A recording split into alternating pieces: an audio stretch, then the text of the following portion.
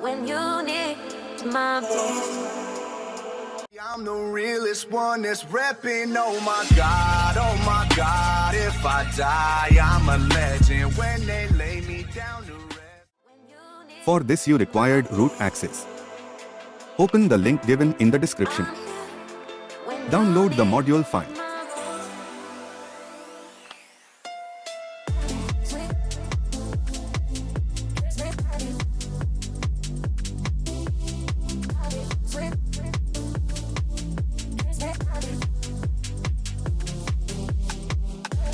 Open Kernel SU or Magisk Manager.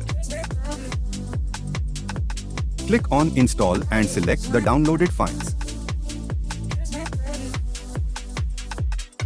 After selecting, file will install automatically.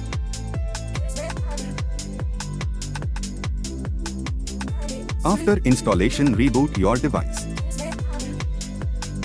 After rebooting, clear the cache of Google Photos.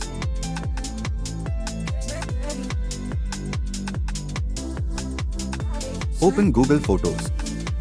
As you can see, we successfully activated unlimited Google Photo backup. Please like and subscribe.